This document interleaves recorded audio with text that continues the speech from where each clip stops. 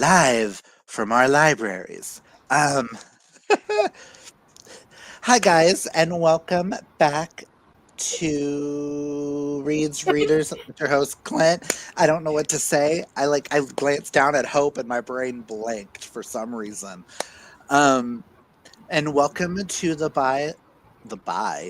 Ball live show on The Friendship Study by Ruby Barrett, which we read for bisexual representation. There we go. Today's a tongue twister kind of day. We're going to start it off with our introductions and our starting ratings, and I will let our guest host start it off. Hi everyone, if you don't know who I am, my name is Amanda from Amanda's Booktopia, and I listened to the audiobook. It was a really fast audiobook, so I'm glad about that. I was able to finish it in 2 sittings. So I ended up giving it a 3 star, but I could end up going lower. I had some issues with behavior stuff that happened in this book, which I was telling Clint about before the show even started. Okay. Well, I'm Hope from It's Hope's Books. If you don't know who I am, I read it physically, I borrowed it through my library, and I'm giving it a 4.5. I really liked it. Oh, well, that's good. And hi, guys, you're on my channel, obviously. Both these lovely women are linked down below. Um, I'm giving it a low 4 star. I could either go up or go down depending on our discussion. It felt like one of those. It to me, it felt like a book. Like, oh my god, I'm just glad I read it. Is it a new favorite? No. Am I probably gonna keep it? Probably not. But I enjoyed the ride, and it did have me tearing up in spots. So I didn't full on cry, but I did tear up. I did not at all. So I full tearing on up sobbed. Tearing up is what qualifies for a 4 star for me. If I full on sobbed, it would have been a 5 or a 6. Wow, that's good to So know. that's kind of my rating scale. If I do any type of tearing up, it automatically is bumped to a 4. But it depends on the rest of the book if it's like a 4.5 or a low 4. Right. So let us start with our thoughts on the characters, i.e., Jess, Lulu, and George mainly are the three kind of main characters.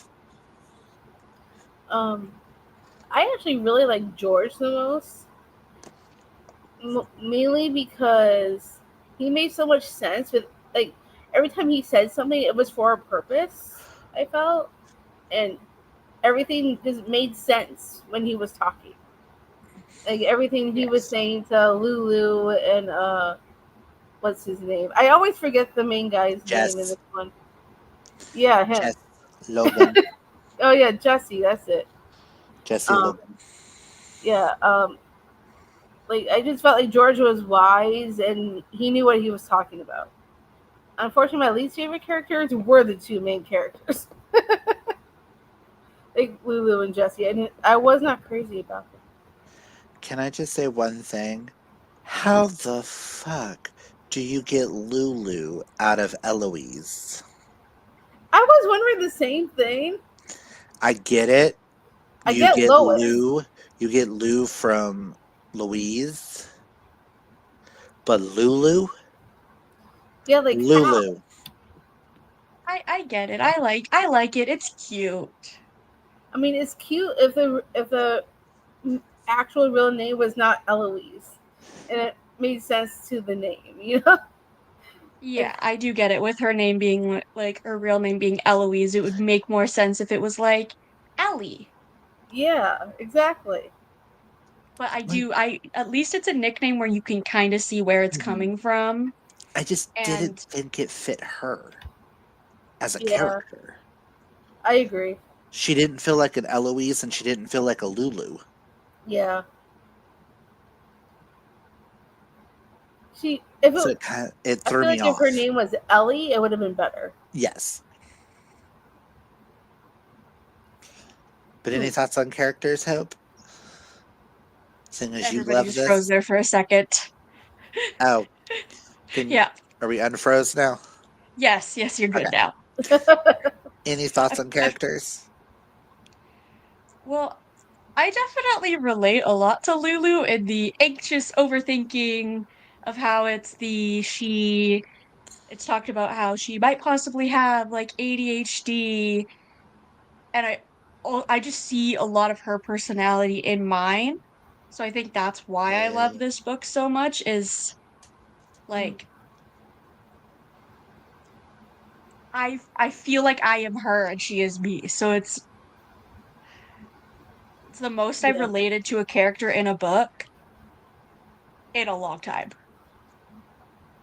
Understandable. As I I was get it. reading it, I was thinking you might actually enjoy this book. Yes. But then again, Amanda, you and I have a different rating scale this year than she does. Uh huh. This is your, like, what, 12th book of the year?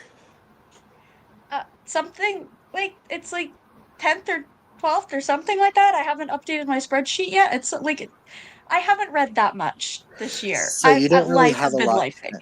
So you don't have a lot to compare it to. We've read some really outstanding books at least this month, which could also affect the way we view this book too. I mean, I read a 5-star romance in the month of August, and it put me right into a slump afterwards. It was not good, which probably is why a secret vlog ended up the way that it did. Hmm. If, if I wasn't in such a slump, I They might were have all looked at the book wins. differently. They were all 3 stars and above. That's all I cared about. Do we Yeah. have any least favorite characters? And it doesn't necessarily have to be the main characters. Like, I didn't particularly like her dad that much. Yeah, I in like the It was a little first half strange. I did not like him, but towards the end when he kind of did admit like I haven't been the best, Hmm. that's when I'm like, okay, he's not as bad as I thought. I mean, I still don't love him, but I can see there being room for improvement between them. Hmm. But I'd have to probably say the dad if I had to pick like a least favorite. And I know Amanda didn't like either one of the main characters, so Yeah. But however, I did like Jesse's dad. I forgot about him for a minute when he mentioned dad. I'm like, oh yeah, Jesse's dad. I liked. you mean his grandpa? Oh yeah, his grandpa. Yeah, the one that was in the home, the caring Hmm. home. Yeah, like I kind of felt bad for him in his situation. Like I really felt for him in particular. I think it's because I get along really well with grandparents. I was really close with my own on both sides of my family.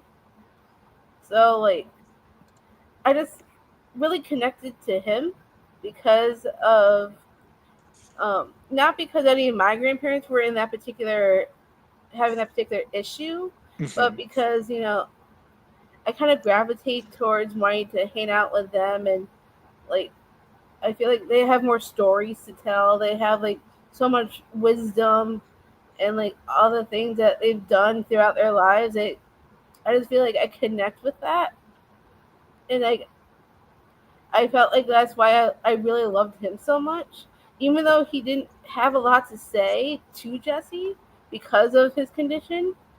When he did say something that um said something, no matter what it was, it still seems profound to me, especially when Jesse realizes in the end, like something that his grandpa said to him made him realize that he shouldn't be afraid anymore.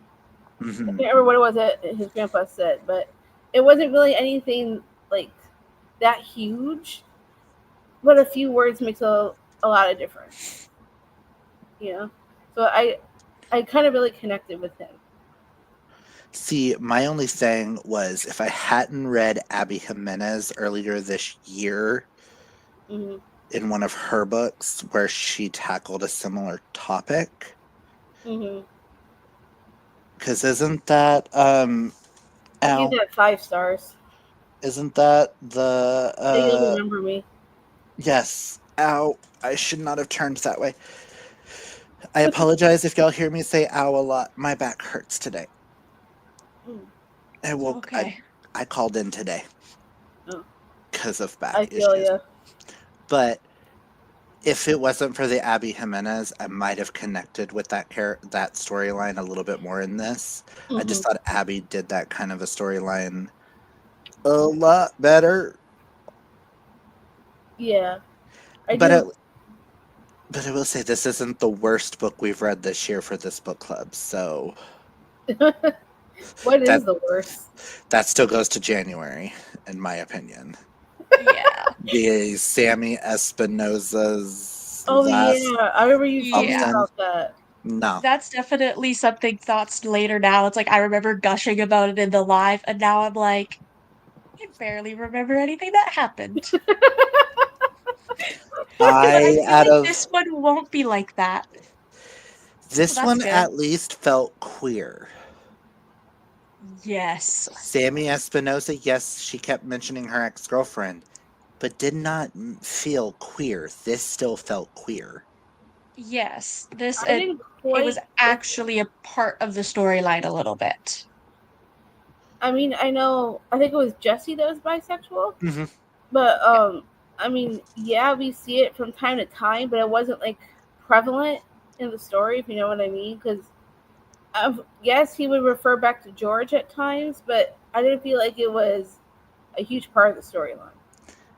I think I read it from a different point of view with my eyes. I have several friends who are guys who are bi, and I, just the way he said certain things, the way he walked, the way he talked, like certain things that he did just innately seemed bisexual, pansexual type thing. And it Mm. just felt very like authentic to them being that. And before Lulu ever mentioned that she's like, well, when I masturbate, I don't think about just men. I had a feeling earlier on she did something. I don't remember what it was, but she did something, and I went, "Is this girl bi? Is that why yeah, she's obsessed with her colleague?" yeah. I And was it's like, like I "Watch this like come out." yeah, it's like but and I liked with Jesse that it wasn't prevalent because in your in a bi person's day-to-day life, it's not a prevalent thing for Hmm. some people. Right. Like for example, for me, it's like I am in a relationship with a man, but I am bisexual, but I don't think about that every day. It's just it is what it Right. is. You're you're a bi woman dating a gamer. It's still labeled a queer relationship. Listen, the amount of buys and pans that I know of that are in hetero presenting relationships, and the hetero presenting part of it is always a Oh my gamer. I literally saw a TikTok that it was like, are you a slightly like an alt or slightly alt bisexual who is dating a long-haired gamer who works some sort of manual labor job? And I was like, well, this is for me because that's literally I mean, if we I just change fit I lab, just fit stereotypes. I mean, if we change the labor to rock star, then you have Morgan. Even Yeah. though he doesn't have long hair, but still qualifies all nicks all the boxes. Just a different version of the Yeah, two sides of the same coin. But yeah, that are and is slightly not slightly neurotypical as well. yes. Do we have any favorite scenes or least favorite scenes that stood out before we get into like the in-depth questions? Um, I every scene where Jesse was with his grandpa, I really enjoyed those scenes the most. I think. But for least favorite, I was getting tired of the spicy scenes. We could take it out a couple of those, and we would have been fine. While I was reading it and it kept adding the spicy scenes, I was like, Amanda's rating's going down. Just because there's too many and not enough plot in this book It reminded for me of her. that. It reminded me of Contract Bound. Yes, that's exactly where my brain went. And I went, oh, we have more spicy scenes. I was like, ooh, another spicy scene. Ooh, another spicy scene. I don't mind them, but I know Amanda's going, rolling her eyes. Like again. And Like then I it don't didn't, mind a couple here and there if it works with the plot, but like if you overwhelm a book with too many of them, it's like I get bored. but even the spicy scenes we had in this didn't feel like when you get done reading this, it didn't feel like I read a book with a lot of spicy scenes. Even though there was a lot of spicy scenes in it, I don't think a lot happened in those scenes.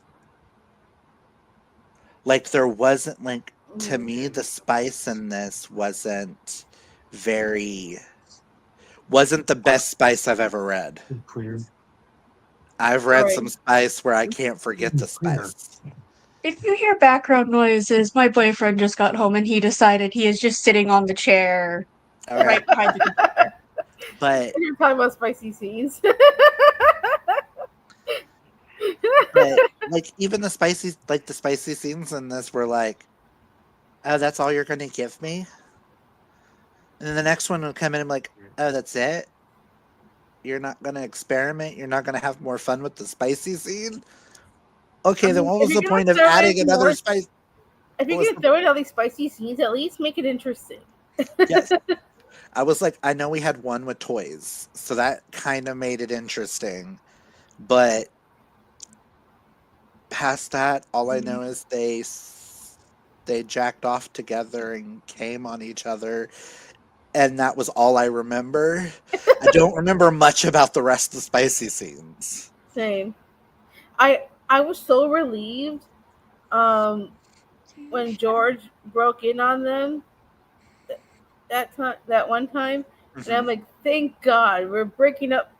Like, I'm so glad instead of throwing another spicy scene there, we have George coming in and interrupting them. Finally, My brain went, "Oh crap, we're getting the third act breakup." Ugh, typical yeah, that's romance what it novel. sounded like to me too. But I will say it could have been worse with that, and I'm glad it wasn't. Right. Yeah. But my favorite scene, the one that stands out the most to me, and I can't really tell you why. Uh huh. One of my favorite scenes, because I just thought of another one. I have two favorite scenes. The first one is when they went and watched rugby together and watched his old team playing rugby. Just the Marcus's sister walking up and just like the interactions there. That's And then funny. As you talk about it, I don't even remember it. the other scene that I really liked was the house party. I vaguely Oh, I remember love that that scene. one. The house party was so much fun. I would have loved if this ever gets made into a movie, that's the scene I want to see. Oh, Why did we have enough absolutely. That scene was adaptation? just so much fun. My least favorite scene is right after the George scene and Jess saying the wrong things and her running out. Because I went, ugh, another third act breakup? Really? And this time over miscommunication? Oh my god. Yeah, speaking of that, I was telling you earlier too. Throughout the whole most of the book, they were on par with the communication, Hmm. and then we come to the third act breakup, and all of a sudden, no communication. Like what? Are you That is the kidding one me? thing that is the one thing that completely pissed me off. Hmm. I was so annoyed. Like, I get it. It's a romance novel. There's always going to be a third act breakup. Now 95 95% of romance novels has a third act breakup, but they don't have to be over miscommunication. it doesn't, and it's just a trope that's used way too much. Do you have any more scenes you want to talk about, Hope, before we continue? Not really. I'm like the way that I loved the entire book that my brain, like, a lot of the scenes do kind of blur it together, but like you mentioned, the house party, that was fun because I feel like it showed all of the characters being their kind of like not a different version of them, but just kind of like They're free, being authentic. like carefree. They're Mhm. carefree, authentic selves. Yeah. And I really like what's her name? Is her name Bree? Oh, the girl in the The only other girl she talks to in the entire friendship yeah, study, which Brooke. I wasn't. My thing is I don't think it was clarified how many people were actually in this friendship study, because at one Yeah, point it only felt like the four of them. yeah, I I agree. think like at least a dozen of them or something like Hmm. that is what it was supposed to be, but I think well, I'm guessing because the whole thing is to do with it being like a friendship study, like you're trying to get these people to make friends. I feel like it's the case of probably certain people clicked better than Hmm. others. So we only really saw who Lulu and Jesse kind of who they Which got was along with and they clicked with. Right. Bree and Terry, who they were having their own little thing off to the side. Yeah, something that I honestly wouldn't mind a book about them. What they're doing in their little corner. I wouldn't mind a George book, Yes. Now that I would read. Yeah, he needs his own book. but I know this author is predominantly known for Sapphic. So, Mm. Oh, okay. I thought of another scene actually before we get to that question. Um, when Jesse gets the cat. That was Yes! Where the cat basically is him, but in cat form. I love the cat. exactly. I love And, that. and I am not a cat person, but I love that. I knew as soon as it was mentioned about going to an animal shelter, I was like, if he doesn't come home with either a cat or a dog, I am DNFing this book.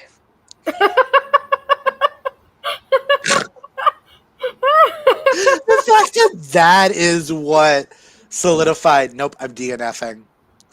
Like, fuck you. I don't want to read anymore. I mean, what else would be the point of going to that shelter if you're not going to bring anything home with you? Exactly, from a like a storytelling point, it's like if you're gonna just have these characters go to an animal shelter, if you're gonna like if it would have been like a brief thing of like, oh, mention this is that activity they're doing and not gone in depth, it would have made more sense. But the fact it's like we saw them go there interacting with the animals. If you wouldn't have had him bring one home, it would have just been like, so what was the point? Just to Right. add pages. Yeah. Like filler. Um, welcome reading Wordsmith. That's Jackie. Oh, Jackie, duh. I'm sorry. It is, She's joining us for what we're doing in the new year. yeah. My back issues has made my brain. I'm trying to still remember how to answer these questions as well because I keep thinking of my back. So, but hi, welcome. Thank you for popping by. Okay. So, what motivated Jess and Lulu to sign up for the friendship study, and how did their personal struggles shape those decisions? Honestly, they could have not done the friendship study and they could have done the whole book without it and give it a whole different title. Because honestly, to me, the only reason Jesse was there was to get money for to help his grandpa. Lulu, don't even remember why she signed up in the first place. But as soon as they enter this study, they broke the first rule. Yes, they didn't touch each other, but it's still sexual. I just it was a sticking point for me the whole way through this book. Like, I was like, just because you're not touching each other doesn't mean it's not sexual, because it definitely is. Yes, but gotta It's make a stuff happen. loophole. Gotta love loopholes. I did. It drove me nuts the whole book. Well, I know Lulu signed up because her life is shit, and she kind of told her boss that she was doing this study to get her out of feeling awkward and weird and stupid and all this other stuff in front of the woman that she admires. Yeah. And that's exactly why she did it, was to kind of push herself, and because Yeah. she essentially wanted a fresh, she got, after she got cheated on and like moved, she wanted that fresh start, but she got the fresh start with like a new job, but not really finding a place within that new job. And yes, we see her like, and it's what, like almost a year or so after she got the job or something Hmm. like that. Like it was within like the last year. So Yeah, like I wanted her to seeing, find friends, but I felt like she glommed onto Jesse way too quickly. It didn't I felt like there weren't enough scenes where she was actually hanging out with friends besides the party. I just felt like most of the time she was with Jesse. We didn't really see her exploring friendships with anybody else. And that's what I really yeah, wanted. I get that negative thought of like, oh, she's spending too, like, she's not making friends, she's more focusing on Jesse, but it's like, I get her, Hmm. because it's like, okay, well, you are starting with friends with somebody, and you start to feel those romantic feelings, you're going to lean towards that person more, and you're gonna like push the idea of other friendships away because you want that one to work. I'm guilty of doing that. So it's like, I get that. I get her on a personal level with that. I just wish Jesse was introducing her to other people. Like, if Jesse's gonna be her Yeah, safe space, I get that, but he could also help her, and I didn't really feel like he did that much. Well, I don't think either one really helped each other in that aspect because they both were kind of stuck in their own ways of feeling shy. She did kind of break out a little bit with Abigail, her coworker, Yeah, where she finally snapped at her. Not really like yelling, but she finally like, "Why don't you like me? What have I done to make you hate me?" yeah, I don't think it's that. Like, I remember reading that and thinking, I don't think it's that she hated her. I think it's Hmm. more like because Lulu was so closed off, and she wasn't, and because of being the way that she is, Hmm. it's hard for her to make friends, and that's why she was in the site to begin with. I felt like she needed help to open up, and that's why she. And I feel like it wasn't because Abigail hated her. She just didn't know how to talk to her because Lulu wouldn't talk back. Well, no, Abigail and them legitimately wouldn't talk to her because of who her father was. They thought only because of her father is the only reason why she got the job. And they were like, Oh nepotism, yeah, I hate it, bye bye. So they wrote her off before ever getting to know her. I forgot about the whole dad thing. Because their whole thing is, oh, she got broken up with, so her daddy got her a job. yeah. That's Oh, why Because, she kind of had struggled to meet friends at her new job, because everybody just thought, okay, well, she's just a Nepo baby. She only got this job because of her dad. She's got to be this.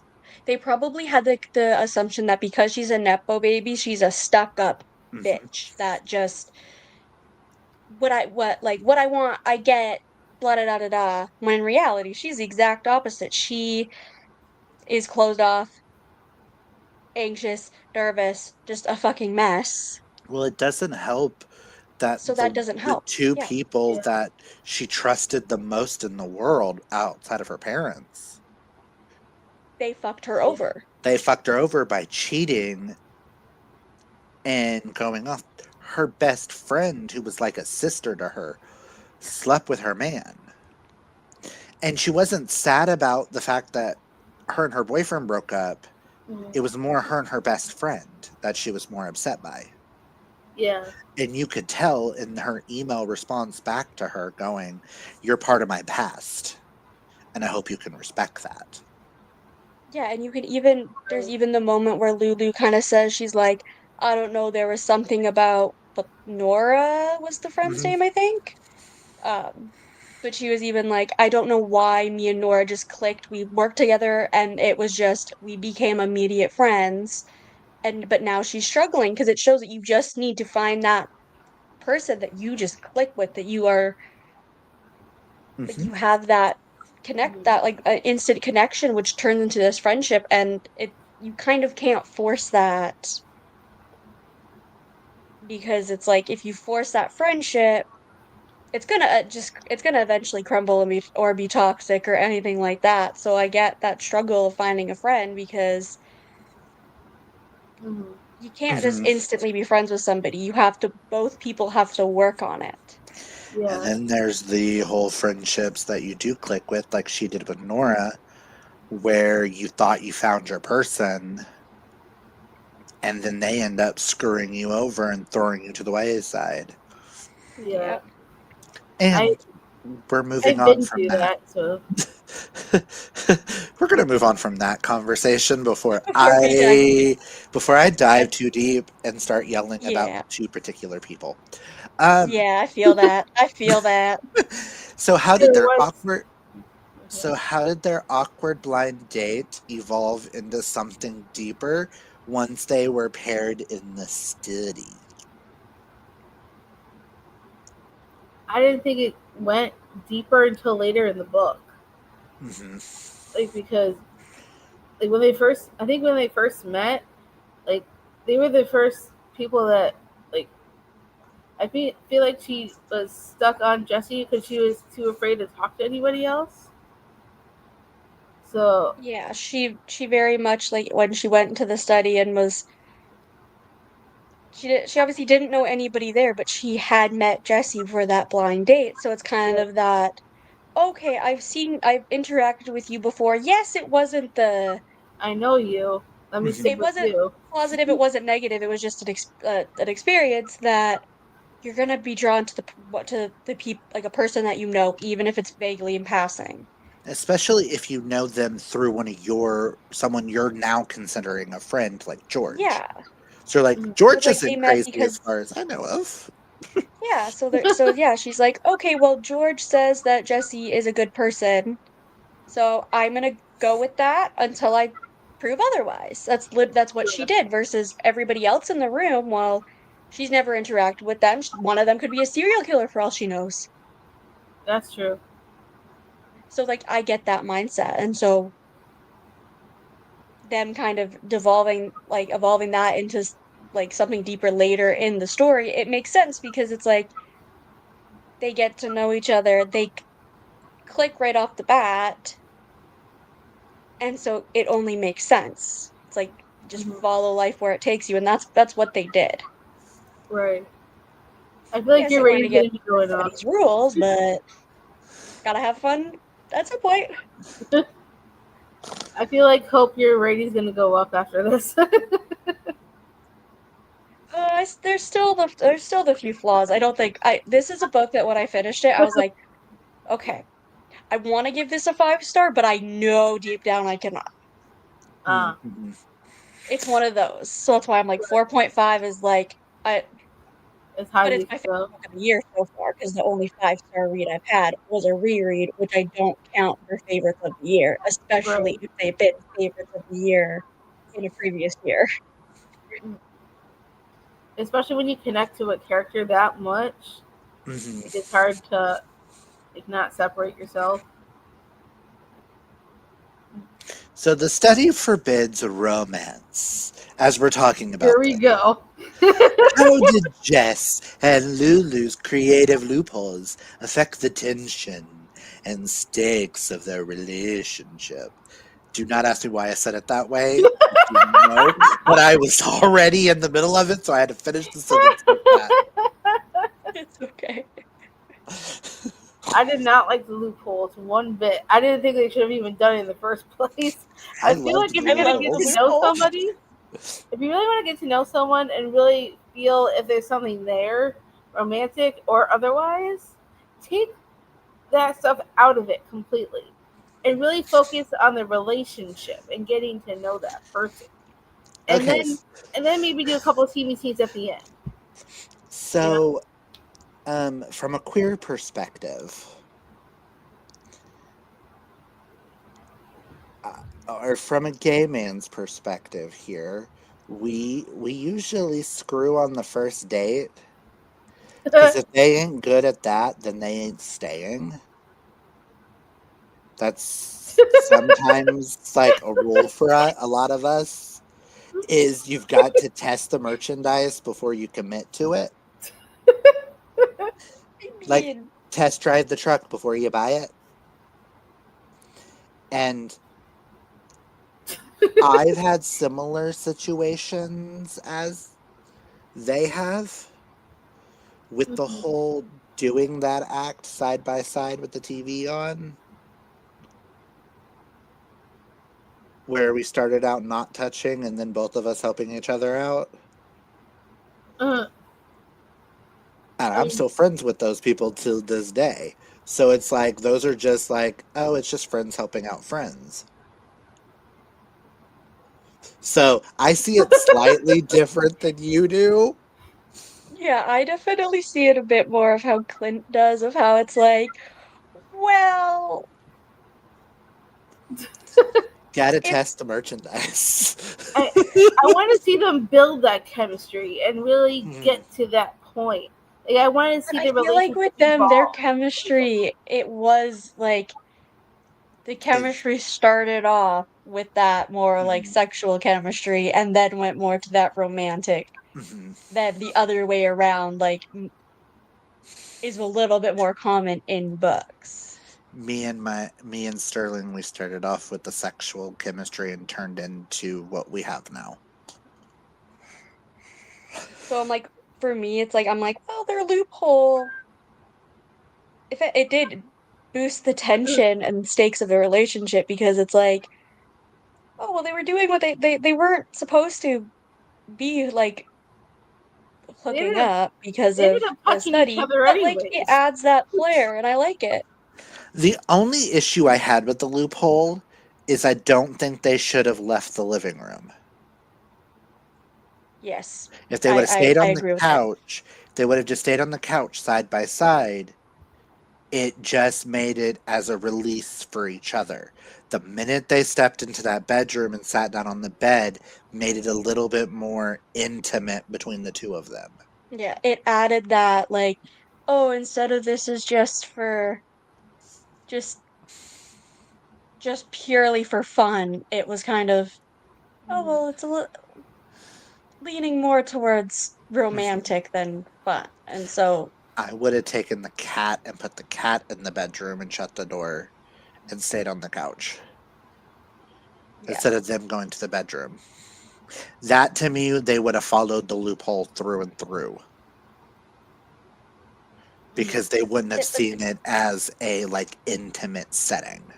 yeah, but they were bound to break the loop, like to just say fuck it, and And they how should they have left literally the pretty much study said at that fuck point. the loophole, let's do it. I wasn't expecting the random quote of "Can I eat you?" or "Can I taste you?" to come out, and Yeah. I went, "Well, that came out of nowhere." Yeah. Okay. Yeah, see, that's the one thing. It's like with their loophole and all that of how it's like the communication was really good. At times, honestly, too, communication where it's like for me at least, it was almost too blunt. Like with that, where you're like, okay, that could have been worded a little bit better. I'm like taken out of the scene, but like, okay, let's continue. Uh, Which reminds me, I need to pull up mine and Shay's conversation because Shay couldn't be here.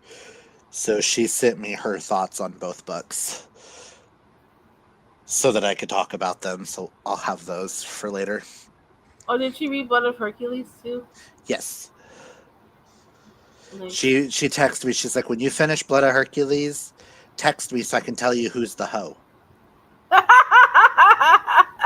That's Which great for you. that is also a question we have now that has been solidified for all book club discussions, at least on my page, is who's the hoe.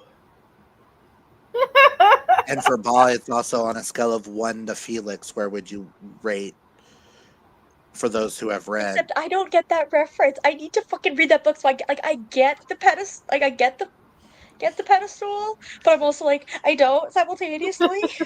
Okay, Hope, on a scale of 1 to Henry and Alex, where would you place them? Yeah, That is the yeah. equivalent, is what we're going with. Just think of it like that until you Okay, read the book. okay. I have a little better reference then. Okay, okay. I know. I know who Henry and Alex are because I did read that book.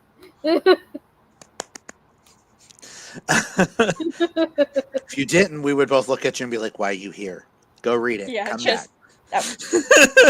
Because we both have. I have 6 copies. You have 5, 4 or 5. 1, 2, 3, 4, 5. Okay. And 1, 2, 3, 4, 5, 6. Oh, sorry, I have 7 now. I forgot I got the Alcrate edition came in. Oh yeah.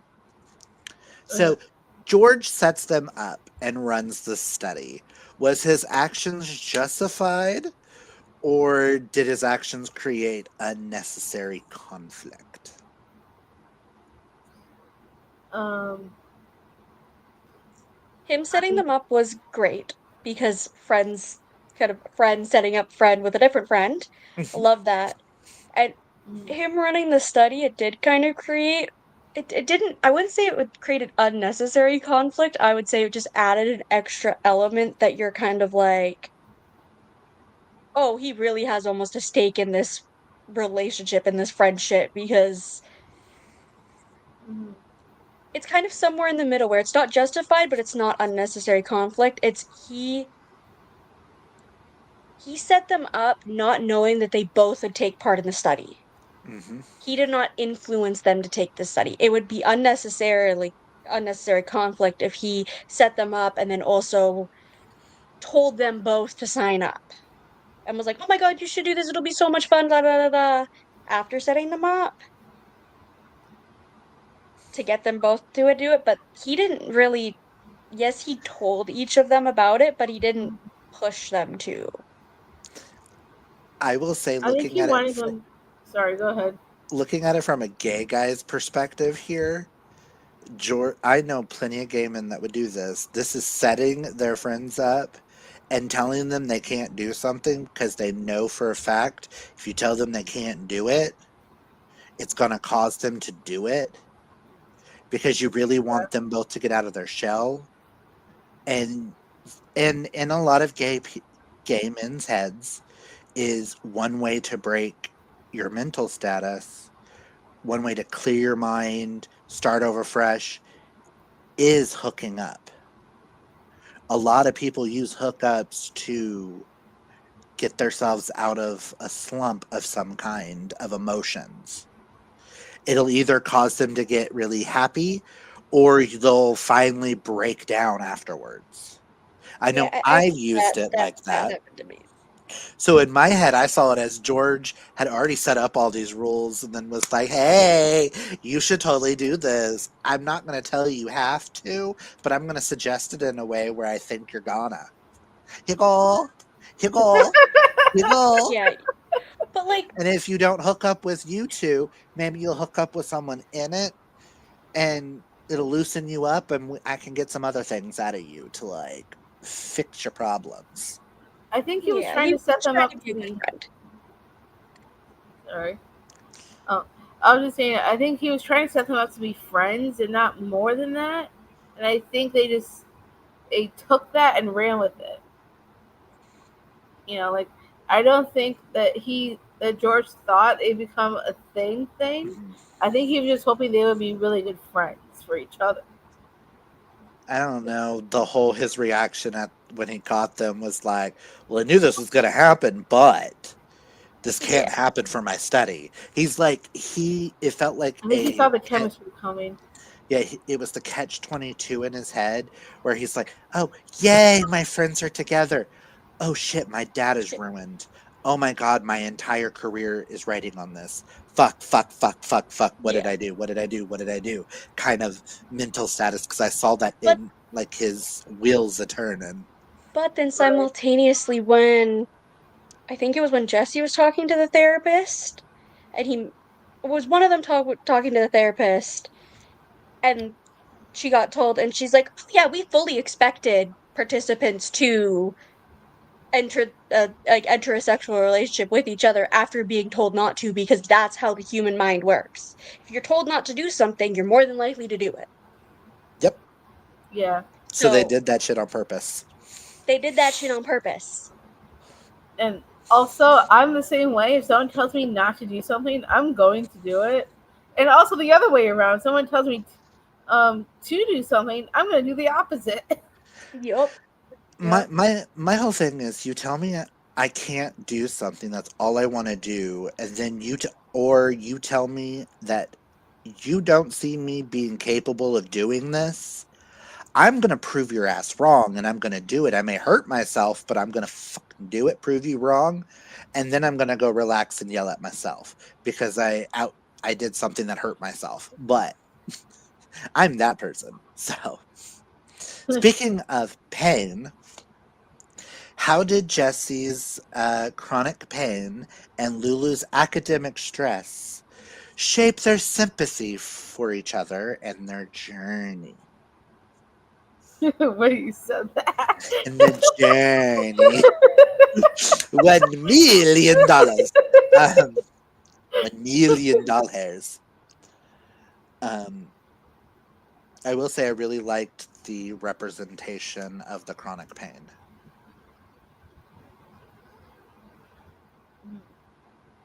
I wish we could have seen more of it because I don't remember much of it. Hmm. I know we saw a lot of Lulu's academic stress, but I want to see more about the chronic pain because I have chronic scoliosis myself, and like so moving a lot is really hard for me. So I felt that, but I wanted to see more of it. Hmm.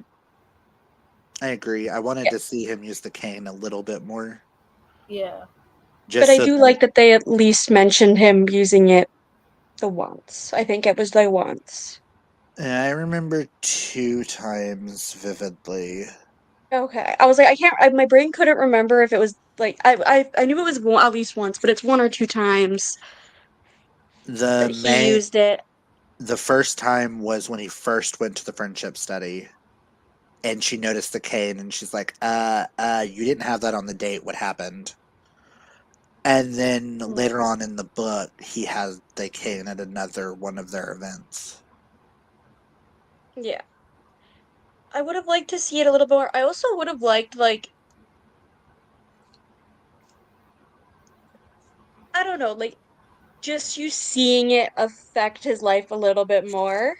yeah, Like, yes, he talks about it, but he more taught, it's more of the mental load that that accident caused that you see him have, of like because of everything that happened, he feels like he can't do things right, he can't do them the way he used to, so therefore might as well not do them. yeah, And it's like you saw more of the mental load, but I would have liked to see a little bit more of how, even if it's how the mental affects the physical instead of just the mental strain and then like the physical strain, like kind of seeing how that Hmm. combines. I would have liked to see. And I think that's genuinely like for me, for Jesse's character, of what felt was lacking was It was that more. connection between brain and body and how it's impacting him. It I felt also, more tell than show. yeah, Yeah. exactly. And also, I kind of wished during some of the spicy scenes they brought the chronic pain up, like maybe something, maybe he has a flare up or something, so they have to Hmm. stop. Like because that does happen. Or they needed to Yeah. switch over to like a different position. Or do something different because of his Hmm. pain. Because a lot of those times, like nothing, it just kept going like everything was normal. But if you have chronic pain, it happens a lot more than that. Yes, Also, like spicy scene, because it just popped in my head. That final one. Did anybody fuck, see that coming? no, oh my God, I literally started reading that seed and I hate to say it, my brain immediately went, do I need to call Morgan right now? Like, I thought the same And the thing. answer, for reference, our friend Morgan loves any book that features pegging. Yeah, I And know I'm who so So, glad my Morgan. boyfriend left the room so I could say that without being looked at funny. Yeah, I used to but talk to Morgan, but I haven't talked to her in a really long time. So that's because she's hardly ever online these Yes. days. She is wanting to come back and do YouTube again. She will be mine and Hope's guest host for next month. Yeah. oh, nice. But yeah, the pegging scene came out of freaking nowhere. Nowhere? I was like, whoa, whoa, whoa, whoa, whoa. Where what am I reading? I was like, am I reading what I think I'm reading? I'm at Yep. work. I'm at work listening to this while sitting at my desk, and I literally just stopped what I was doing and was just looking around going, no one can I see was the look on my face, right? Because where the I fuck did this come from? I was sitting on the couch reading, like just this afternoon, finishing up the book because I had like 100 pages left or something. So I was like, "Okay, I'll just crush it on the couch this afternoon." I finished it like 3 something ish, and I literally just was like, I think I literally just had to like put the book down, like walk. You could like walk a circle in my house, like down the hallway, through the one bathroom, through the one bedroom, back to the like living room. I literally just had to put the book down. I just walked that path for a good 5 minutes before going back, just being like, okay, we're gonna be reading this. What? I didn't mind it. It just like, bam, we're just gonna throw this out 6 months later, and you're like, you're doing what? Well, that I mean, escalated these spicy scenes. it shows that they are like that's the one thing I will say about this book is at least it's like they are sexually compatible. You know Mhm. that Oh because of yeah, how the scenes are and how well they communicate. This is honestly, I think, the supposedly until the best. very end. I think for me, this is like the best book I've read when it comes to communication about with sex. That's Mhm. not like a darker romance where it's more like BDSM conversations. So you Yeah. would say this is better than pucking around conversations about Well, sex? no, no, I said it's one of the best. No, you didn't say one of the best. All I heard was this is the best book I've read with this communication. It's like, but pucking around, darling. I feel like that more fits into like that the secondary category where it's like in just like your basic romance book versus that one has more topics that Sorry, makes I just more had to give sense. you shit. I know, I know, I know. I But read for like pucking your around because of her. okay, this uh, is the basic where it's just two people. That's it. So, so it's better than pucking wild. It's conversations about sex because they use a strap on in that. They wait, do, they what? do, they do. I've only read Pucking Around. I haven't read any of the others. There's a lot of ass play in pucking wild too. So, and There that is is. between a straight man and a straight woman. Damn. No, no, no, no, no, no, no. In Puckin Wild, the Oh, Tess is she bi. Oh, she is She's bi. bi. Sorry. Well, he's straight. That's the no, Like, no. excuse Let me. me emphasize. Let me emphasize. He's The straight, straight free and she man. uses a strap on him. It Clint was with the my first. hand. It is my first time ever reading something like that in a book, and my brain went, "Wait, straight guys do this? What? I know why I do it, but okay, okay, y'all." That one guy from Oh, Pucking Around, the goalie, I think he is. Um, he was my favorite one from that one. Even though Amari, he's straight. what is his name? Hope. The Um, the Russian guy, the Ilmari? foreign guy. Amari. But that Ilmari. no, that Oh, oh, he's my brain rough and is reading. tough. It is Ilmari. It's Ilmari. Yes. Yeah. My brain is saying Amari. No. And that's why I was like, I'm close to it, but it's Yeah, I know. and I was hearing you say it, but my brain was translating it as Letting it to Amari. And I was like, no. no, Il. that is a middle grade. That is not she's not a Russian hockey player that ends up in a four-way marriage. Your brain, Clint, I swear. And all I've got to say is hope. I can't say this part out loud because she hasn't read it, but dentist. Yeah, that's why I was like, I was gonna say something, and then I was like, no, I'm not going to. We can't say anything but dentist. Dentist. Um, Yeah, I've only read the first one. so what do we think of Jess's bisexual representation? Did it influence your understanding of his character more? Do I know either of you he want to go first? uh, he was. I know he talked about George a few times and his relationship with him, but I kind of wish that we saw a little bit more banter between him and George.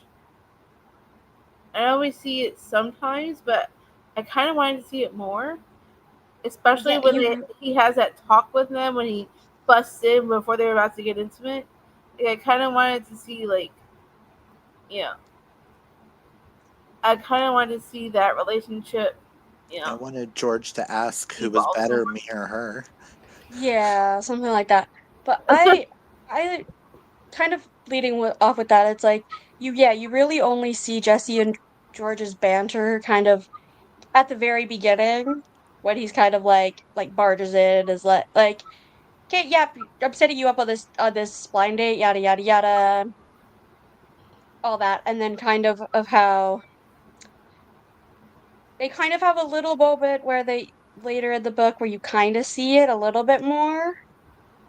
Um, Mm-hmm. but I would say like Jesse's bisexual representation for me at least didn't really influence my understanding of his Mm-hmm. character, but it influenced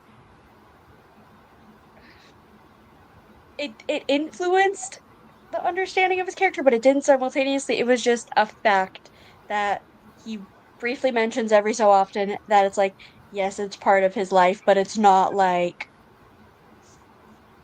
he's not walking around with a bi flag just being like doo doo doo doo doo. It's just like Mm-hmm. he likes who he likes when he likes it. He fucks who he wants when like it really doesn't matter. And that's how I like the representation because I link to it more personally, but Um, each to I, their own. I just looked it up. She has more straight or hetero presenting relationships than she does sapphic. Because I was trying to remember the sapphic book's name that's super popular, which is the romance recipe. Yeah. And then She she has wrote, another one. she has a short story in a book called The Big Book of Orgasms. And I don't get why she's in that when her orgasm scenes in this were very mid. Sorry, Yeah, that I just read that and I was like, excuse me, you're what? I mean maybe okay. Yeah, those scenes were Okay. they I've definitely that's the one thing I will say. It's like I've definitely read worse spicy scenes.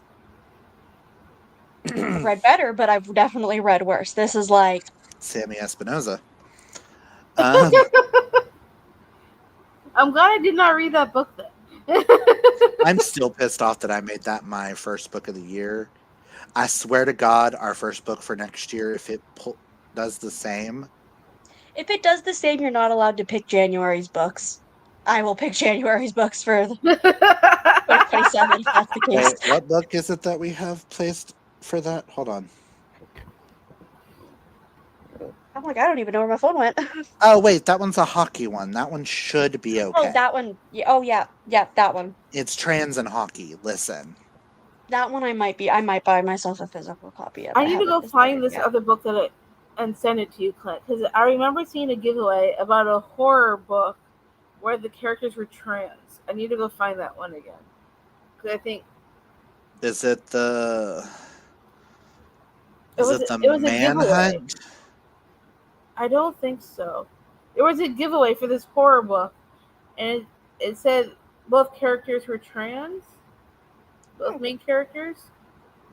Interesting. I need to find it again and send it to you. So I But just realized several of our questions we've already covered with discussing. I mean, that's bound to happen. It happens. To be fair, we go off the questions a lot. So, we don't have to answer the why on this part, but would you rather switch places with Jesse or Lulu? Would you rather be the resilient grump or the passionate art academic? I Passion. related hard. I related more towards Lulu. Yeah.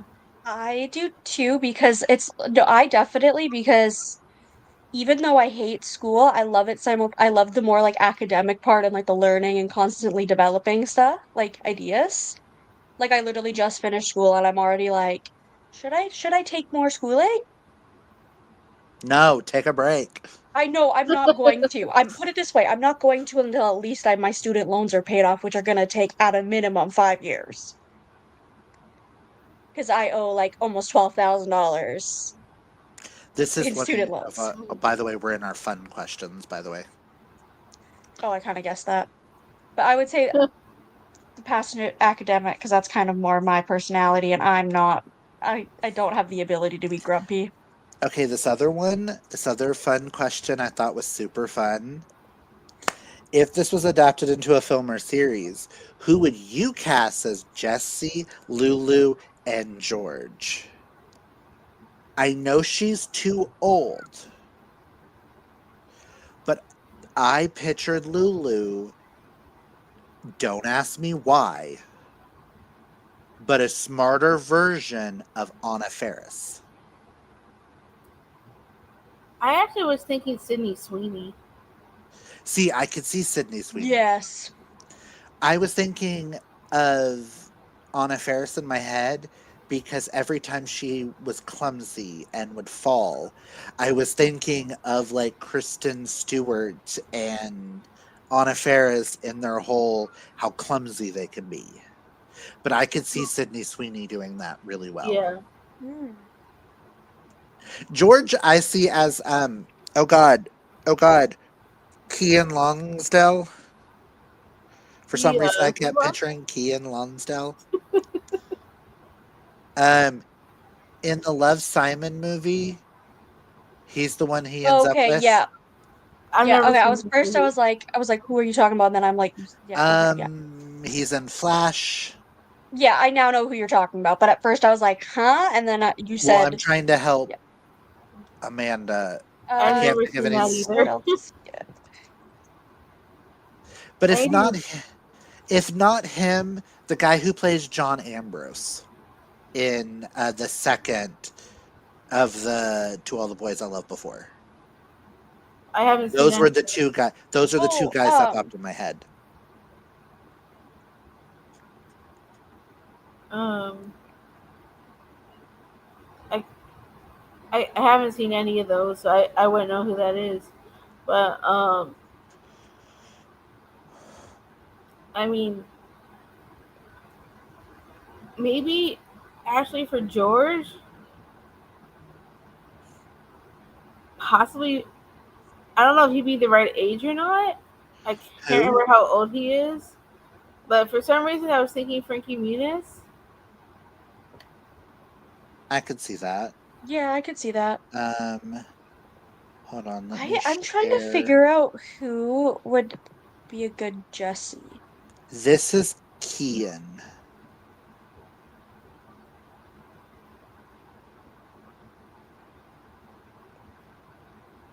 Oh, yeah, I've never seen him before. And then who played John Ambrose McLaren? And him. Yeah, Jordan Fisher. Jordan Fisher. Okay. Yeah. Those were the two that I popped in can my kind head. of see that. And it's just based on the movies I've seen and movies and shows I've seen them in and how they act. I don't see George as being half black, but for some It's more reason of the these were vibe. the vibes of these two people were the first two that popped in my head. Uh, No, it's the vibes, but it's like it doesn't I don't think it was necessarily explained if he if he was white or not. It's kind of implied. I mean, could he for Jess? I I don't. It's These just I people don't. are too old.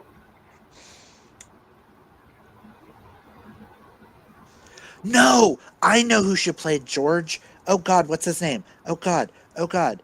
Uh,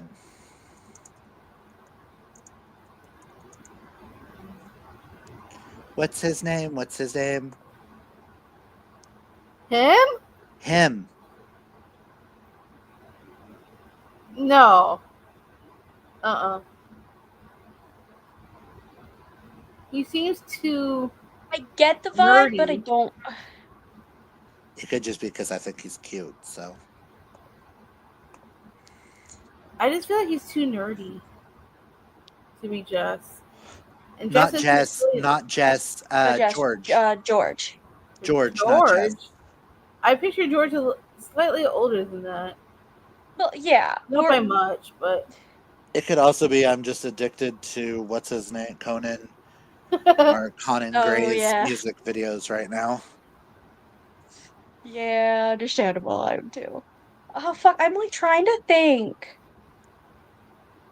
for Jess, and I don't know why. Like I Leading have male actors in their early 20s.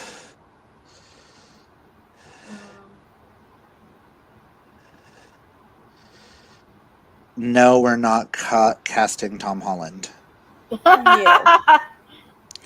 I mean, AJ Kappa I don't even know who that is. from Riverdale. No. I wouldn't be absolutely Ooh, opposed. I wouldn't be better opposed to idea. that.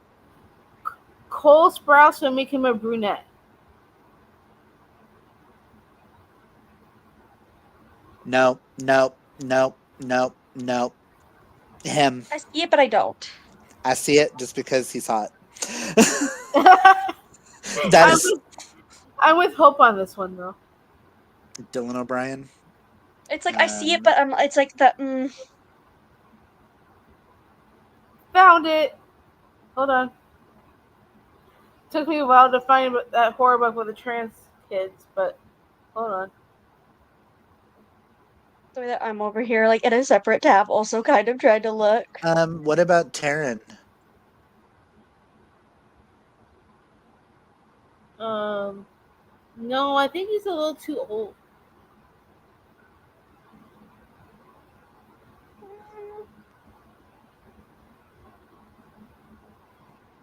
We can always cast Timothy Chalamet.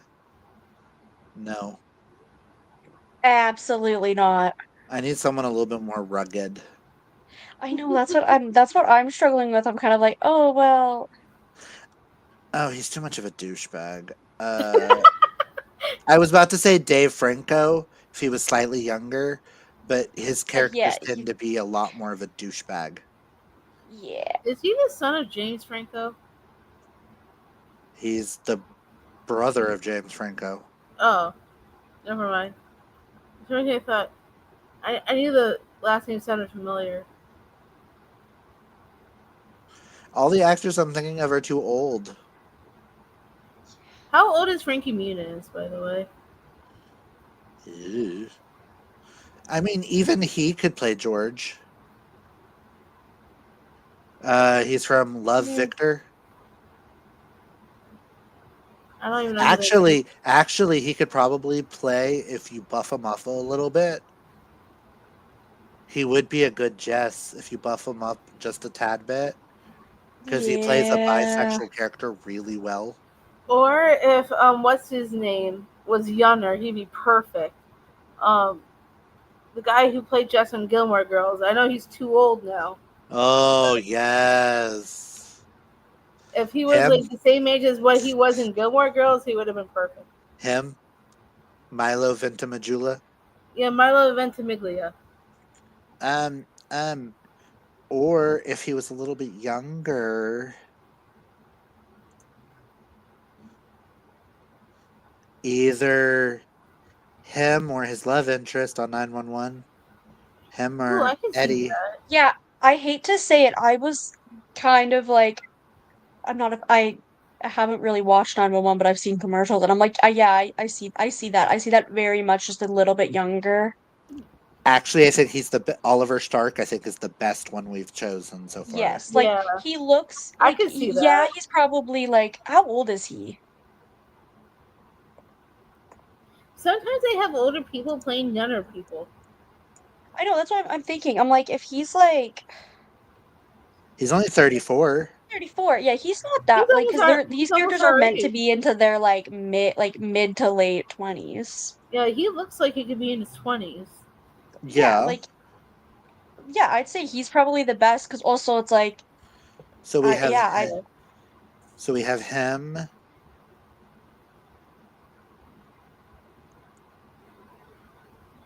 SYD. Yeah, there we go.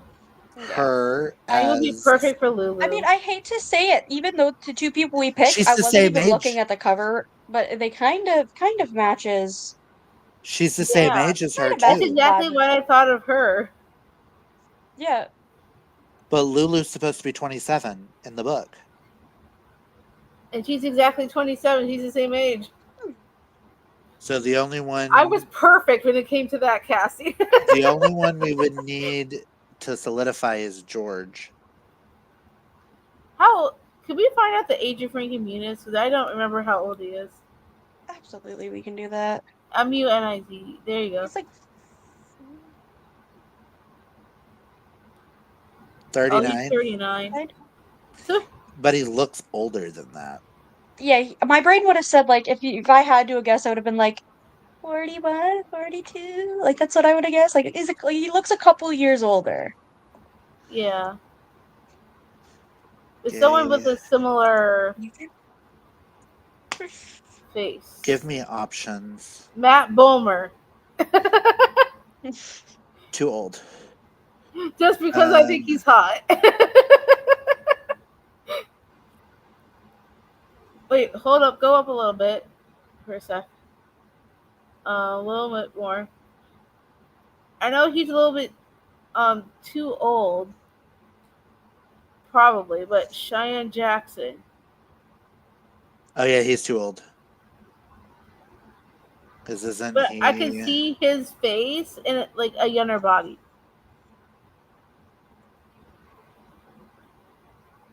I don't want to lose. Whoa, where'd you go? Thank you.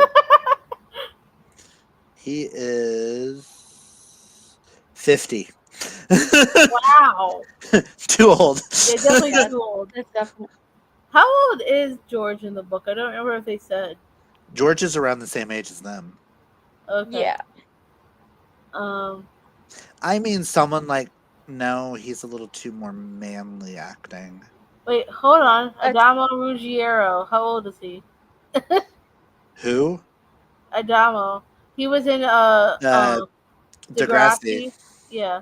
Oh my. Because he looks like he'd be perfect too. He's 39. Yeah. Uh, These already like, I'd say somebody between the age of like 25 and like 30 I, is kind of I could say that's the character ranges. I loved him in Degrassi though. Oh, I did too. Yes. Um, Young gay male actors, please. Yeah, you might wanna do a lot of them. You might wanna. And you're still giving me Neil Patrick Harris and Matt Balmer. They aren't that young anymore. well, why don't you instead of writing young, why don't you write specific age range, like 20 to 30? I mean, this wouldn't be Chris bad. Colfer. Hold on, Chris Colfer. Would also be good, but Garrett Clayton would not be bad for George. Yeah, no, that would be. I could. But going I off could. Chris Colfer in Struck by Lightning, I could see him playing George. Yes, that's why as soon as I saw his name, I'm like, perfect. I love Chris. I mean, we could I just have a cast tentative, Jonathan like- Bailey as everybody, and I'd be fine. Fair enough. What about Brandon Flynn? Who is that? Uh, He's from 13 Reasons Why. Never seen it. I could I could see it. Just seeing this look right here, I don't hate it.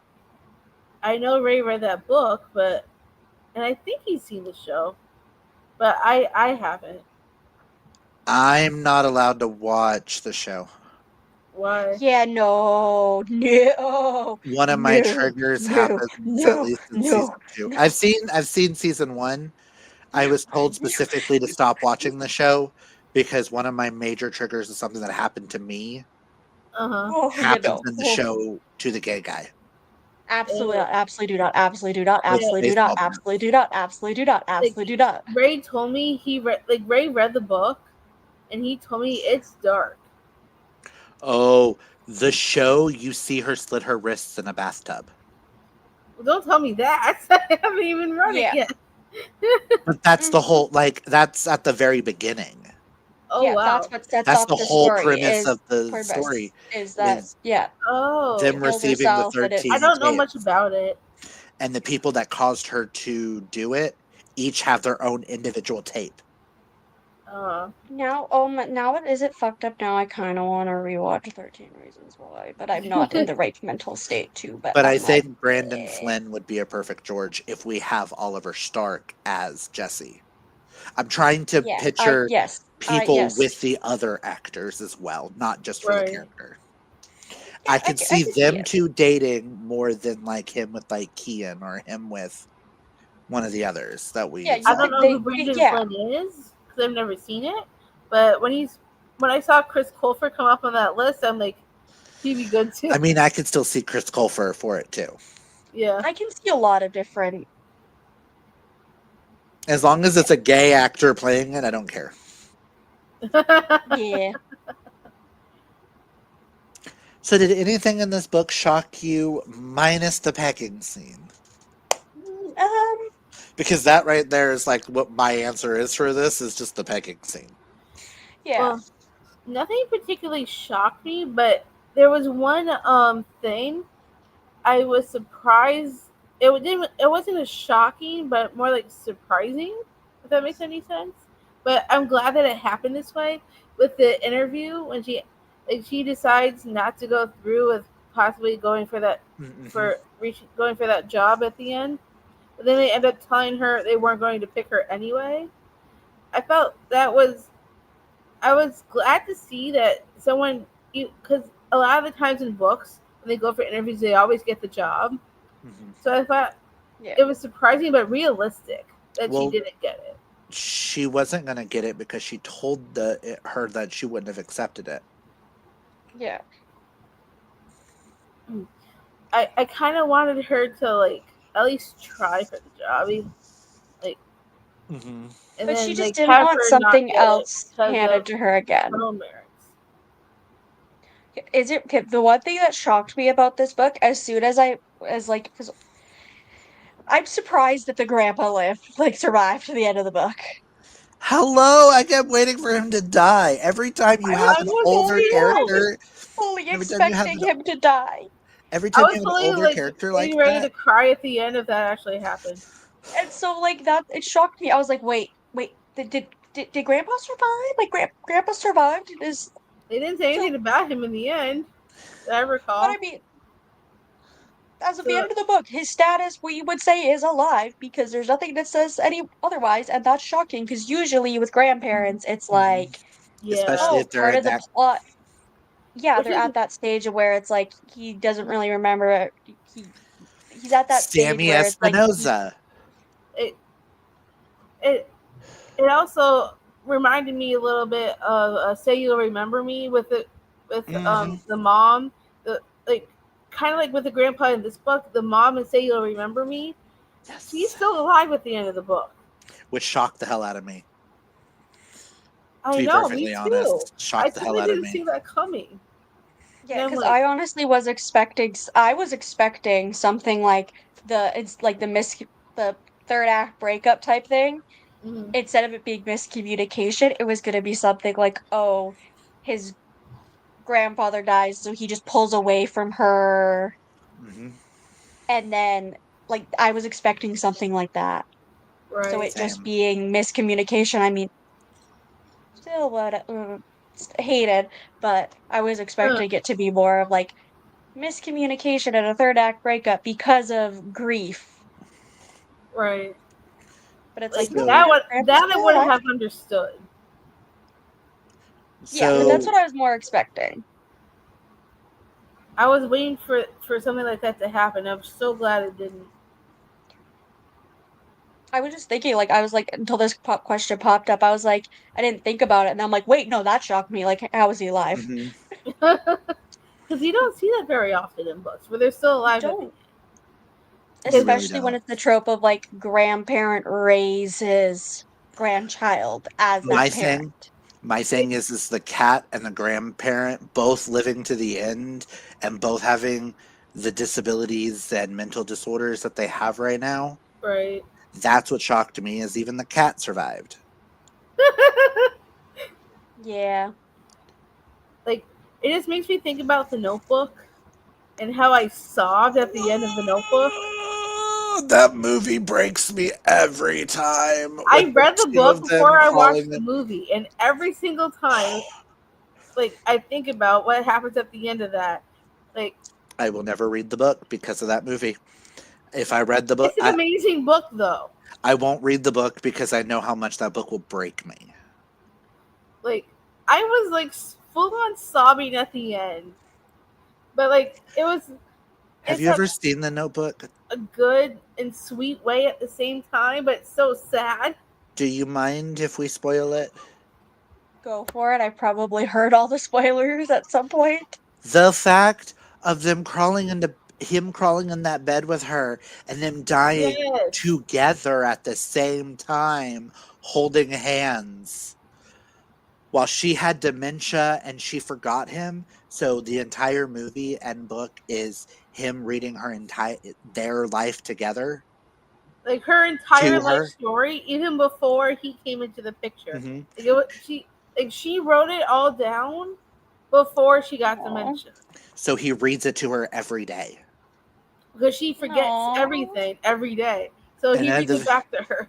and then at the very end, him crawling and then just pan the camera and them dying holding hands and just uh, uh. Like the tears that went down my face so much. I'm Clint about to needs a start crying. moment. That's one of my all-time favorite movies. So I love that movie so much. I haven't seen it in so long. I want to go back and rewatch it now. I might make my boyfriend and I watch it with me tonight. Yes, do it, and then tell us do in it. our group message. I'll And if you suggest it. do it, do it, do it. Do it, Force him. do it, Say it's a do it, sports movie. do it. He's seen it. Uh, He's seen it. I can't do that. okay, so any quotes that stand out? I do have one from Shay. Okay. I I I did not do any just because it's kind of hard to mark up a library copy. and I listened There's to the audio, so I couldn't do anything anyway. uh Shay gave me the quote. I don't know where it is in the book, but she said the quote that hit her the most was, "The only thing standing in my way has always been myself." That is a good one. No, I just had a funny segment we could add just because of what I just did, where it's like with this is if I have the physical book, I flip to a random page and read a quote that's on the page because I just randomly did that, and this is the quote that I read. What are you doing, baby? Trying to get you to fuck me in your truck. I'm gonna flip to a page. Let's see here. Oh my god. What? What are you doing? Remembering this forever? Aww. Aww. Or you have pretty eyes. They're brown. They're rich. Like dirt. Take a compliment. No. I mean the quote of "I want to do this forever with you" too. Ugh. Okay. Do we have any thoughts on the writing style? I had no problems with the Simplistic. writing. Yeah, it seemed easy like most romances. I don't really have. It just seemed like normal I writing to me. Yeah, it was normal writing. I liked that it was dual POV. I feel like I would have hated this book if it would have just been in Lulu's perspective or just been in Yes, Jesse's. I agree. What made this book a good book for me at least is that it's dual POV because you would have lost half the story without it. I don't remember about Sammy Espinoza. Wasn't that single POV? And I that was think one of it our issues I think it was. We had, I think, like two chapters, one or two chapters of the with love him. interest, and it made no sense. And we were saying of how it's like it should have just been all her, or it should have been a more of like a 50-50 split. But that book also had two storylines going on. One Lines. was the romance, one was with the grandma. And she And should have yeah, just focused on one of them and fleshed it out because neither felt fleshed. But we're not talking yeah. about that book.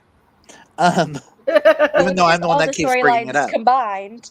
At least with this, all of the plot lines Hmm. were together. Like, yeah, Yeah, there's technically Jessie with Pop, and then like we were Lulu still in with the her same scene. career.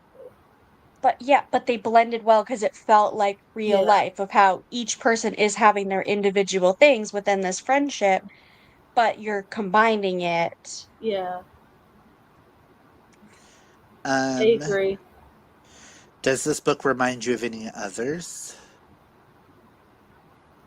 Well, we already talked about "Say You'll Remember Me," Yeah, but other than that, I don't think so. not off the top of my head. No, like it's that basic It's very different. romance.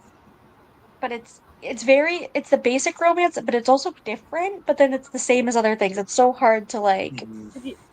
You don't see very many books with disability representation, and like the ones that I have read, it was so prevalent that I can't easily remember. This one is like I'll remember parts, but I won't Mhm. remember all of it. Like I'll totally forget later about the chronic pain. See, I would like to compare this. I've only read one book by this author. I only read the first one in that series and still need to finish it.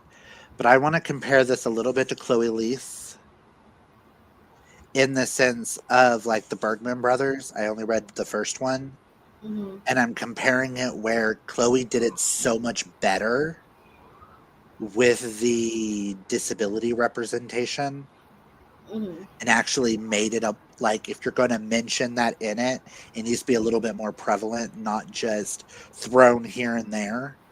And Right. something like this should affect him a lot more than Yes. it does. Yeah, Yes. like with Exactly. Amanda saying earlier, like the during the sex scenes, chronic Hmm. pain, you have to switch it up a lot more often Hmm. And it than wasn't they even did. mentioned during those scenes. Yeah, But yeah, those scenes also were like so quick too, or at least they felt quick to me. yeah. It was like okay, the Mhm.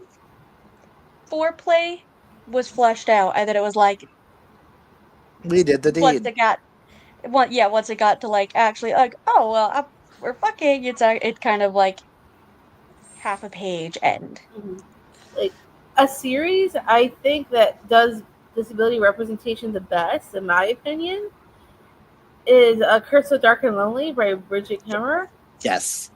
because the main girl has cerebral palsy, and I feel like it's Yes. done really well in that in the series as a whole. The first two books were basically centered around her, and the third book is in another character's perspective, which the third book's my favorite, by the way. But the first two, like, we're following It's my the favorite. female main character, in that, like, the way it portrays cerebral palsy is done so well, and I It don't is. think it's talked about enough. No, it's not. I'm literally looking at it on my shelf and I'm like, I need to buy the I only have the first one. I need to buy book 2 and 3 and then just do a fucking reread of it because I I love highly those. recommend it. I love those. It's so good. I absolutely love that series. I Most of the books that I've read from that author have all been excellent. is the Defy the Night series. Uh, First one's Defy the Night. Second one is Defend the Defend Dawn, the Dawn, and then and Destroy the then it's Day. Destroy the Day. I still need to read Destroy Absolutely the Day. amazing series. I was shocked to find out there is a little bit of LGBTQIA in that. I will say I'm excited for Fiction Falls. Isn't it October? Yes, it's her. Yeah, it's that one. October we're reading her, We're reading one of her books. isn't it her adult debut? Yes. And I Oh, am very, very, very excited. I have it right here because I got Warrior it. Assassin Princess? I know we haven't done our announcement for the I next know. yet, I but know. I I'm like, can you're share doing my. what now? It's stunning. These sprayed edges are everything. I cannot wait Just to gonna add that to. What Just like also just gonna are write we that down. read. Hold on. I've been hearing excellent reviews on this. I've seen people give it Oh 2 stars. yeah. Duh. But I mean, her Sorry. writing, Bridget Kemmerer, like the way she writes just sucks you in.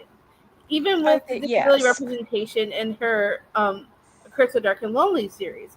Like it's just it it like once you're in, you're in. Like you cannot like put it down. Like I was obsessed with that series.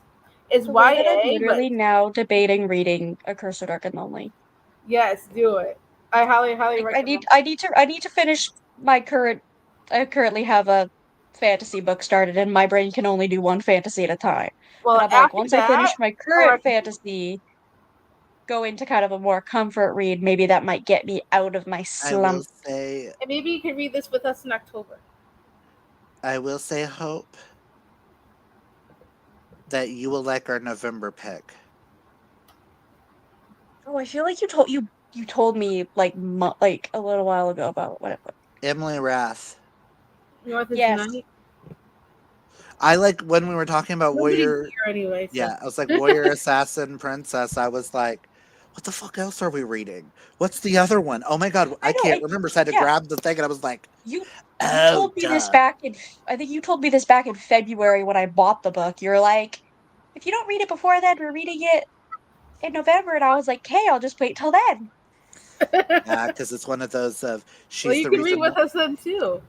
I mean, she's the reason why I even touched Emily Rath to begin with, and now she's one of my all-time favorite authors. I still need to read I'm excited. what's the newest Pucking book? Pucking Strong. Pucking I got the Strong. audio. I still need to read it too. There's also a I giveaway got for it on I got on the Goodreads. arc. I got the arc, and all I've done is I think opened it, and I think I looked at like did it so my Kindle so it was on page one. And I need to get Pucking Strong, a physical copy of it, and I need to get Beautiful Things, the new re-release. I do want to Oh read yeah. Beautiful Things. And attempt that series. I personally don't think that series is going to be for me, It's historical romance, that's why. but Yeah. it's Emily Rath, and if anyone can get me into that, It'd be I feel her. like she could.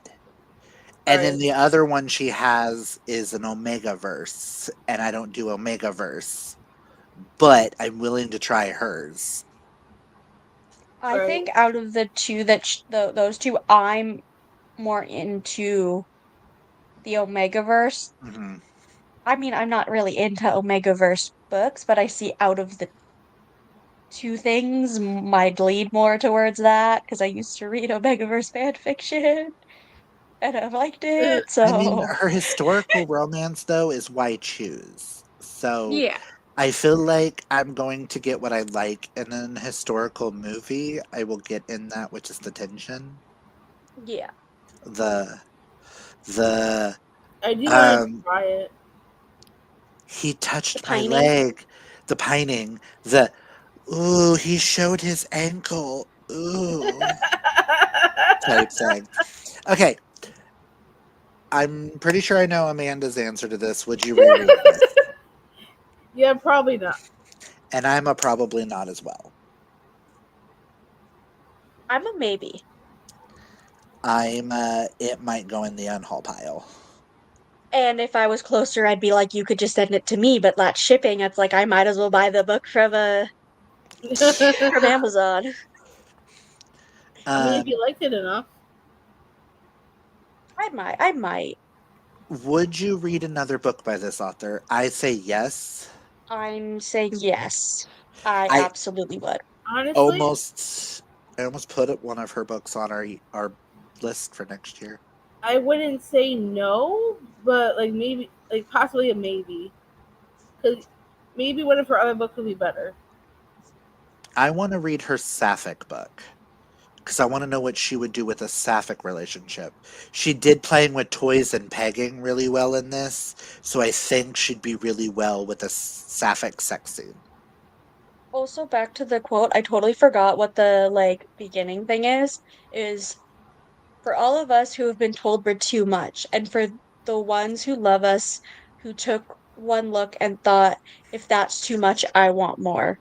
That very much is Hmm. I think that's also the thing that I like about this is it does remind me a little bit of my relationship where it started off as friends Hmm.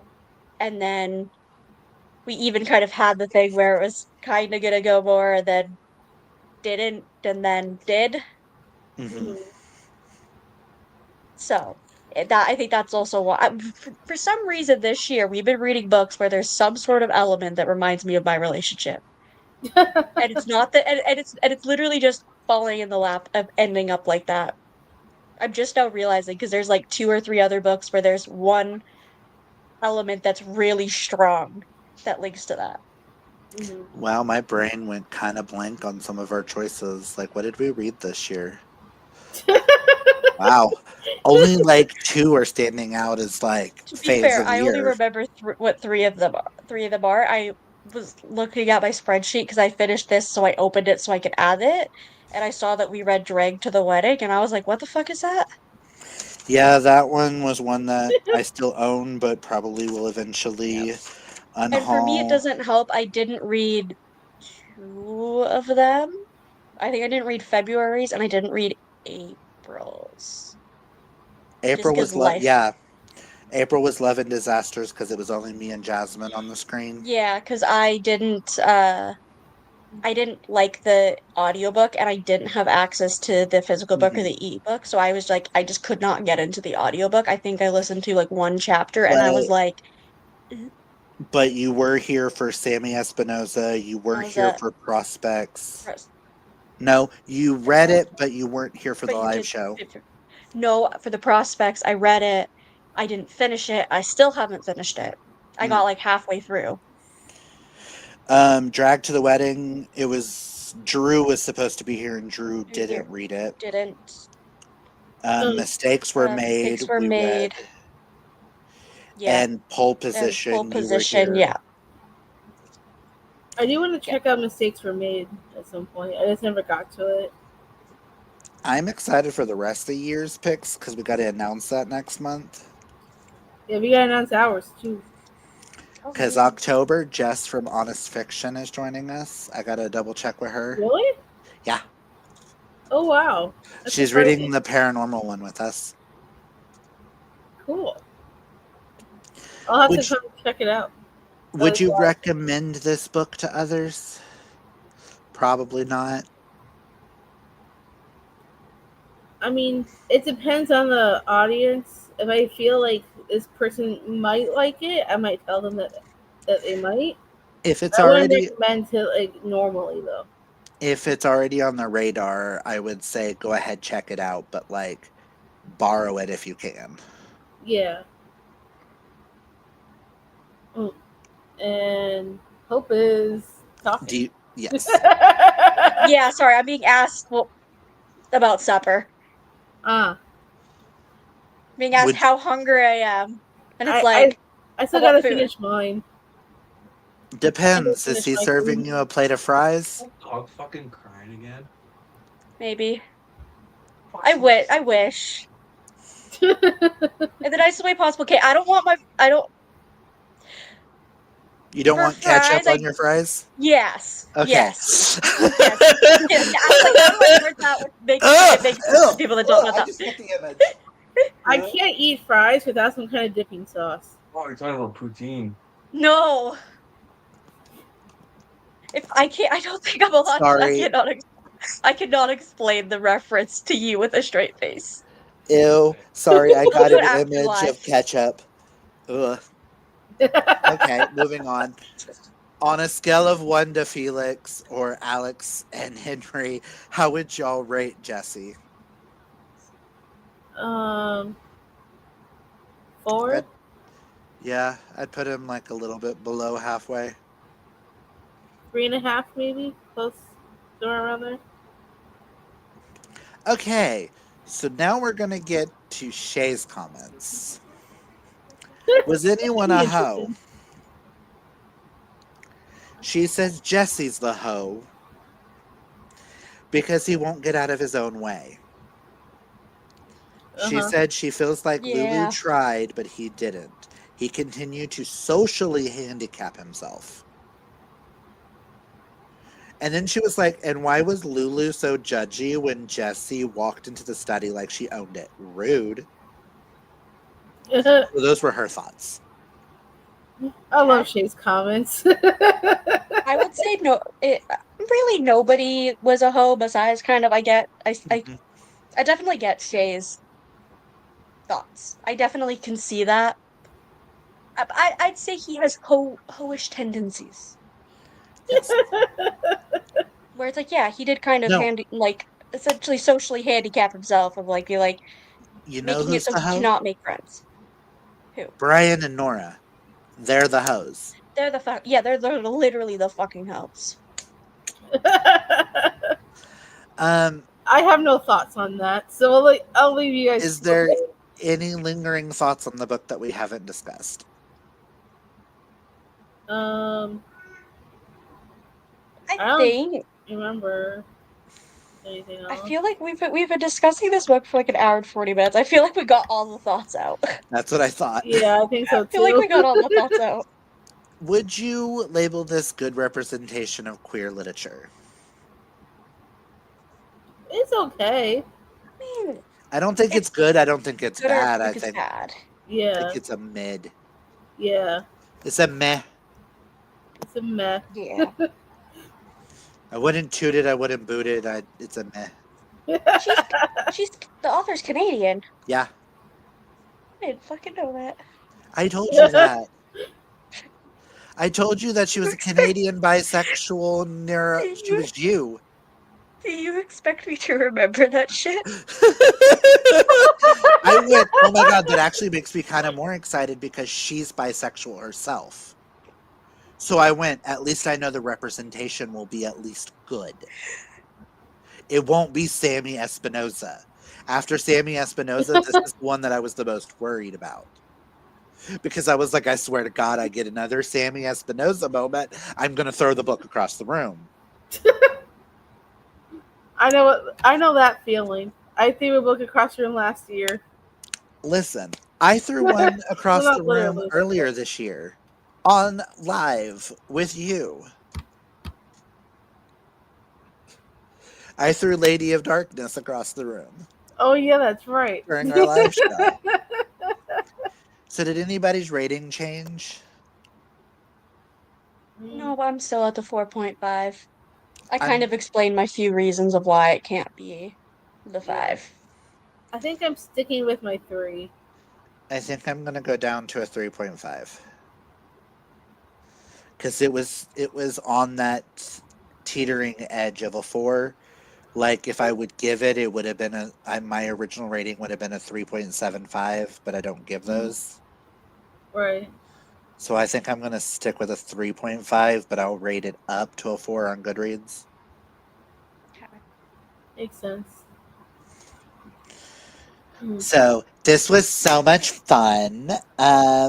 This I think has been our best discussion when it actually comes to discussing things. Our second, It's too because bad we the don't have more romantic people in the agenda. comments. This Yes. is this is our best discussion with you present. Yes. With me? The other So no, with Hope. Oh. The other one would be Romantic Agenda, which is why Romantic Agenda now has a 6 instead of a 5, is because of that discussion and how we talked about it and how in depth we got into it. yeah. You convinced me to put it on my wish list. So Romantic Agenda is on my wish I list. will read it. I It's will read it at some point.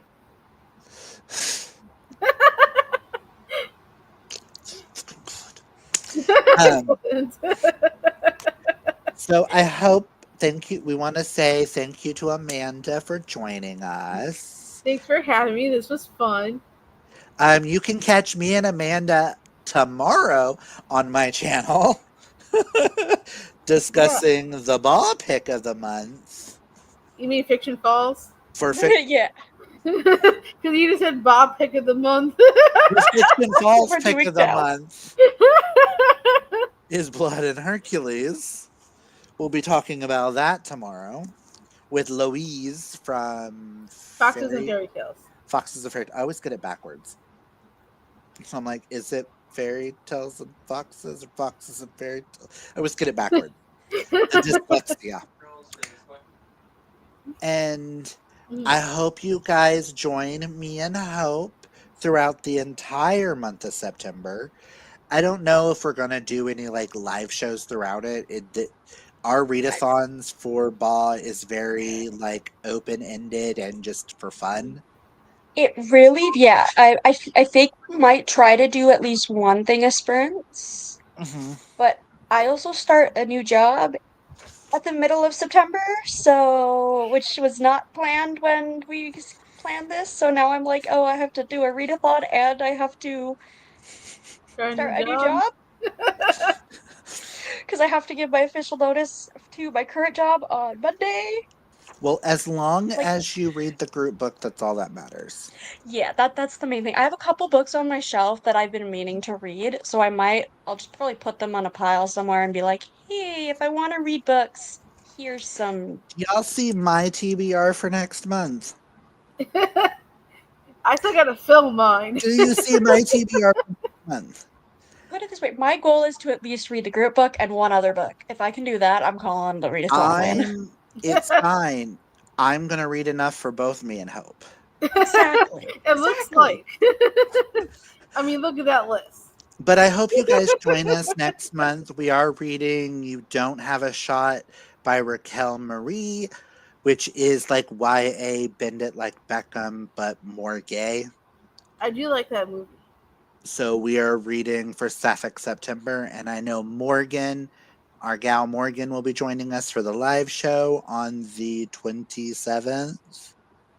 That's tentatively what we're setting it as. Because I know Fiction Falls were tentatively setting it at 28th. Yep. 28. So, yay, another weekend of multiple live shows. Isn't that I love great? it. It's fine. But, and Morgan's YouTube channel has like completely disappeared, so we'll at least link her Instagram eventually on something. Yeah. But she is supposed to be coming back to YouTube, but she's been saying that for the last like 3-4 months. So we'll Yeah. see. I've been doing the exact same thing too. Hope's only videos on her channel have been our announcements. Announcements. Uh-huh. And then like one TBR from I think it was like my March TBR, Hmm. which the only reason I did it was because of our readathon. But Do what you can. That's all that counts. also In my defense, I've been doing full-time schooling and part-time working while dealing with personal life stuff. So it's been Right. I will also remind everybody the Clune pick is The House in the Cerulean Sea. And then mine, Hope's, and Morgan's Osman along pick is Solitaire. I'm the only one actually reading these. So I'll just hide. Just hide behind the book. it's fine. You should just skip over Heartstopper and just read Solitaire because I know you haven't read it. No, I read Solitaire. Oh, it's Radio Silence you haven't It's read. Radio Silence and I Was Born for This that I have not read. Okay. So after Heartstopper will be okay, yeah. But thank you to Jackie for joining us. I know she joined us at one point. Yeah, like And a couple hours ago. yeah, Yeah, like an Sorry, hour I'm and a half ago sorry. almost. and it says we have someone watching, so whoever you are, hi, welcome. Um, this is where we're gonna leave it off, and I can't wait to catch y'all tomorrow talking about the Fiction Falls pick.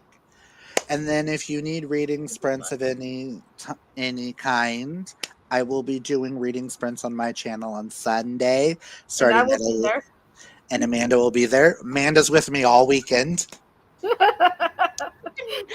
Yay! Um, I mean, we were together on Dana's channel for Thrills and Chills, so it's been a month of we just see each other's faces a lot.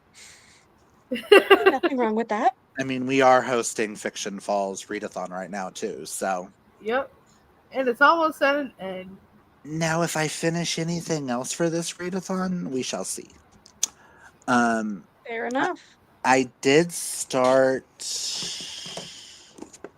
Bonded by Thorns. Ooh, I want to hear your thoughts because I am interested in that. I'm like 2 chapters in, and I started it like 3 days ago. So Well, I started yesterday. This book, Gold. Gold by Raven Kennedy. It's for a read-along I was doing for Just Romance Fiction's Patreon. I started Bonded by Thorns because apparently this month I've been craving nothing but fantasies. Because I've been reading a lot of fantasy this month, so I was like, that's one on my shelf that I haven't read. Let me read that and make my friend Chantel really happy. Right now, it's very, very Belle. Very, Like very her well. mom, Belle from Beauty and the Beast. Oh, Her mom was, her dad's the crazy guy in town telling yeah. everybody that her mom was kidnapped by fairies. And she works in a bookstore reading books, and she wants to own her own she wants to run the library in town one day. It's very Beauty and the Beast. But I've been told that it's also White Shoes, and there's a sword crossing couple. So there's an MM, so it's supposed to be MMF. I think it's supposed to be MMFM. Oh. But I was told, I'm scared to start this series. I'm scared to like this series. I've heard excellent things about that series. Book 1 is under 400 pages. Book 2 is over 600. Book 3 is over 700. Damn. Book 4 is over 800. Wow. And then book 5 comes out this year. Oh, wow. I'm scared to find out how many pages that one is. But there's also a novella that you have to read after book 1. That's like 180 pages. Well, that's not too bad. But you have to have read book 1 first before you can read it. I Well, do we want to should check probably out end the live. We're kind of. Ooh. Yes, we're going to end the live here. So thank you everybody for joining. Thank you for reminding me because ADHD rant. No, I was like, I'll wait till the point where you're like at least wrap the one thing up. Again, thank y'all for joining. Comment down below if you come and watch this afterwards. Give us your thoughts of the book if you couldn't make it to the live. Again, thank you, Amanda. Thank you, Hope, always for joining me on these lovely journey. Embrace your inner rainbow. Take care of your mental health. Hydrate or mummify, as they say. And until next time, I hope you guys have a fabulously gay day, month, year, whatever it is. I hope it's fabulous and gay. Bye. Bye, In the everyone. broadcast. In the broadcast. In the broadcast.